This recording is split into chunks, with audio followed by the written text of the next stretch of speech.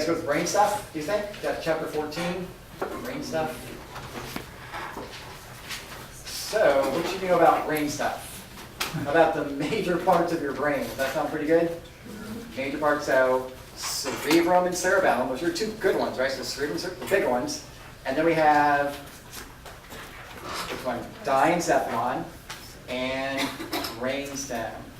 And you may want to know what's in each of those. So like what's in your diencephalon? What's included with the diencephalon? All the thalamus. All the thalamus stuff, right? So thalamus, hypothalamus, epithalamus, subthalamus. So that word thalamus is in there, it's part of the diencephalon. And then the brainstem's pretty easy. It's just the medulla, pons, midbrain.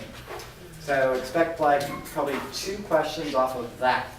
So 2 questions on the parts, major parts of the brain. Can you say like what it contains? Is that what you're going to ask? Or? Yeah, I might say which of the following is not included in the diencephalon. And I'll give you, thalamus, hypothalamus, put something crazy in there, like pituitary gland, something like that, and just pick that one out. So, yeah, that'd be good. So it's a question there.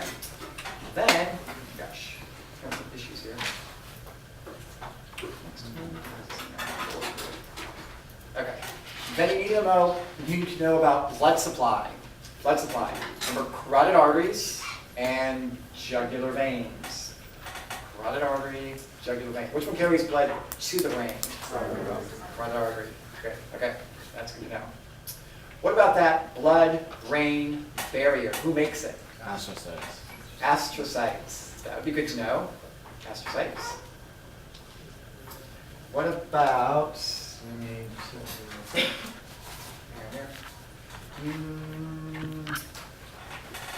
Here's some more cranial nerve questions. I know you guys did that take-home quiz, but I have 1, 2, 3, 4 questions on cranial nerves. So you may want to know those as well. As far as, we're going to do which ones are motor or sensory.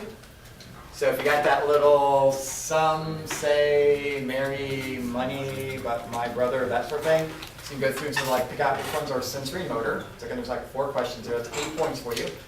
I might ask about which one does like eye movement. So which one does eye movement? 3, 4, 6. Yeah, it's 3, 4, and 6, right? So you can probably figure those out. And then there's a question in there about, like cranial nerve number 2 is called what? Optic nerve, right? Cranial nerve or whatever. So be able to put the number and the name together. So number and name together. Cool. Okay, I'm just going to run through this. This was like on my little cheat sheet here. Also, you need to know about the meninges. Again, we have those 3 layers, pia, arachnoid, and dura. Make sure you know how they're sequenced. Meaning like the pia matter is the deepest, the dura matter is the most superficial. So I would definitely know that. That's a good question. And then a little bit on cerebral spinal fluid. With that one, you need to know the flow, meaning like the 2 lateral ventricles empties into the 3rd ventricle through that interventricular foramen thing. And then from the 3rd goes to the 4th through the cerebral aqueduct. Inside here I have ependymal cells. And we make that about, what, every 8 hours, brand new cerebral spinal fluid. So there's probably about 2, I don't know, maybe 3 questions off of that right there. So every 8 hours, know the flow, know about the ependymal cells. So there's several questions there. That's good. What do I want you to know about that stuff?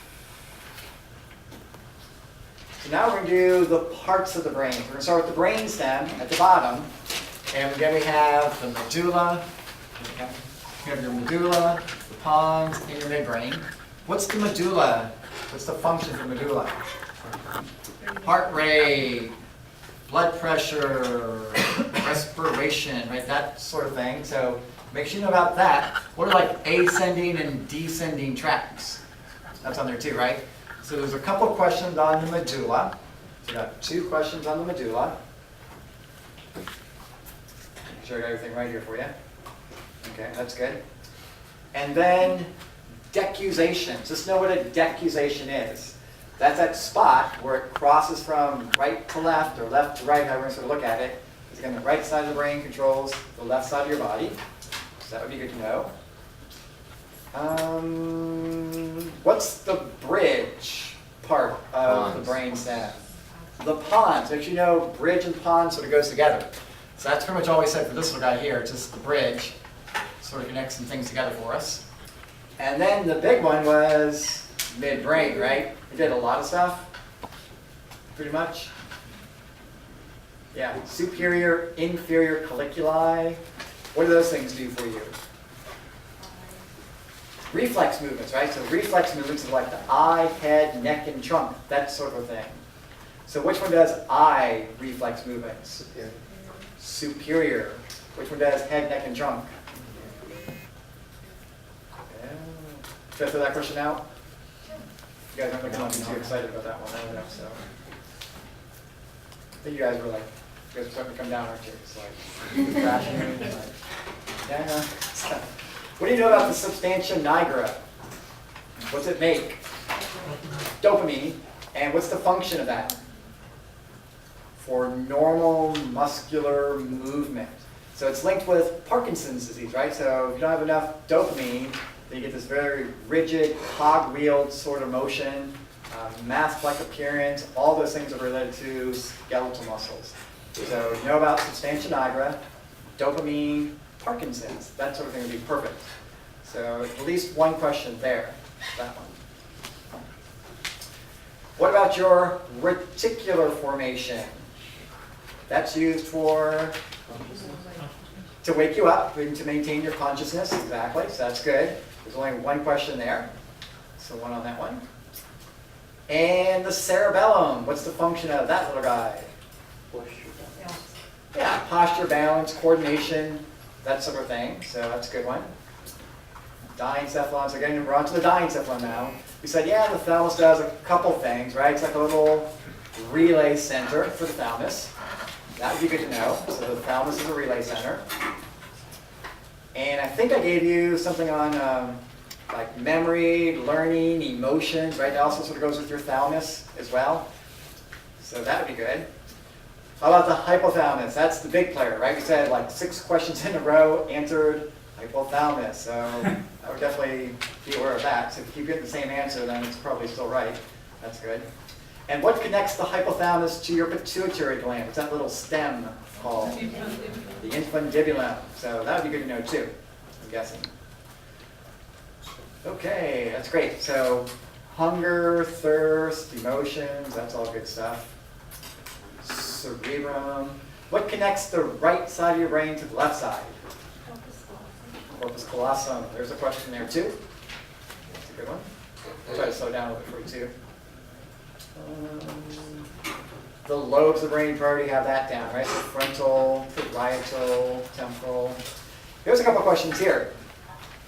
Give you guys a second to sort of catch up there. Pre and post central gyrus. So pre and post central gyrus. What's the pre-central responsible for? Motor commands to skeletal muscle.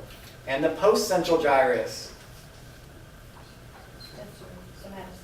Somatosensory. 1 person out of 45. Awesome. Good job. All right, you guys are doing great. Okay, let's see that for you here. Here we go. We have white matter versus gray matter. So stuff we've already done. What do we know about those association tracts? Where do they run? Those little neurons run from? Same side, right? So from the gyra on the same side of the brain. That's good to know. And then what about the commissural tracts? They cross over from one side to the other. Perfect. Okay. Those are good. Commissural tracts. Basal ganglia. Just trying to run through.